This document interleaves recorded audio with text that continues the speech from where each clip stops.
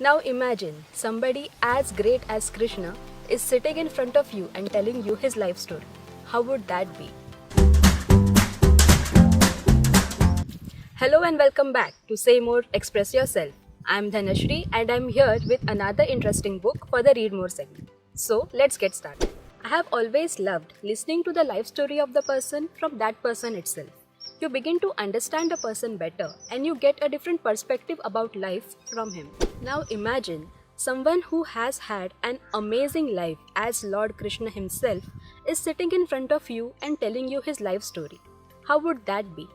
So reading this book, Mai Krishna Hoon, was like living this experience. Now you will say, when did Krishna write his life story? This was the reaction I received from many when I told them that I was reading Krishna's Atma Katha. Well, it is not written by Krishna, it is written by Deep Trivedi.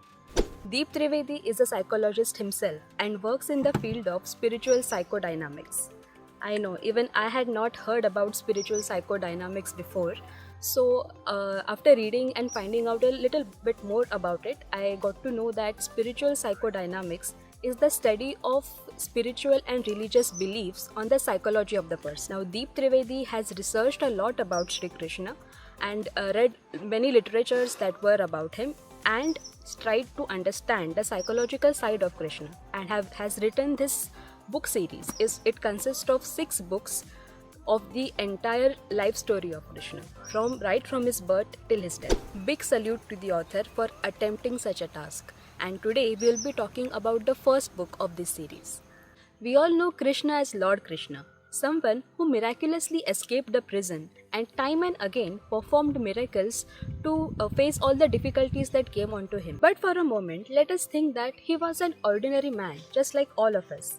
Wouldn't it be interesting to know what was so different in him that made him Lord Krishna that we think he is? After all, he was born in prison, just to die right after his birth. But he went ahead to become the greatest warrior, the greatest teacher, the greatest advisor, the greatest lover of all the times, and also the king of Dwarka, all in the same lifetime.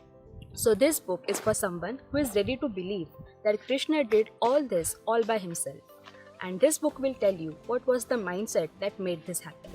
Krishna's life is unfolded in front of us through all the events in his life. Right from his birth, how he escaped from the prison and how he faced all the difficulties that came onto him in his childhood. What keeps you hooked on his book is knowing about his mindset, how he saw the things around him, how he always thought of improving himself and the people around him, and how he faced a difficult life situation.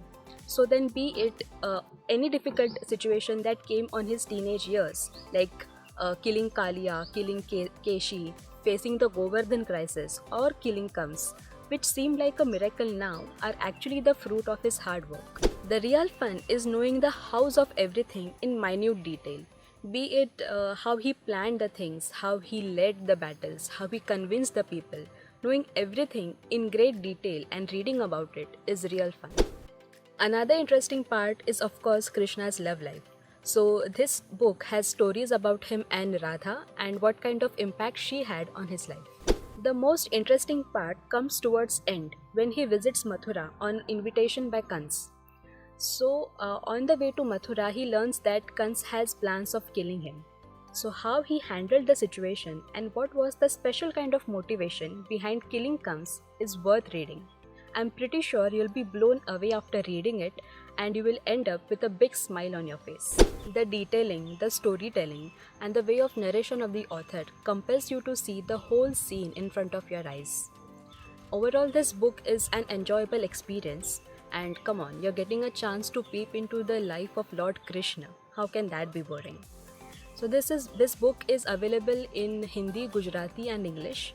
I have read this in Hindi, and although this was my first book that I have read in Hindi, I did not face any difficulty in understanding it because the language used is very simple. So that's all for this book. Please let me know if you enjoyed watching this video by smashing the like button, and if you have already read this book, let me know how was your experience in the comment section. I have already finished reading the second and the third part of this series as well. So I'll be sharing how was my experience reading those books soon. So make sure you have subscribed to our channel. Thank you very much for watching.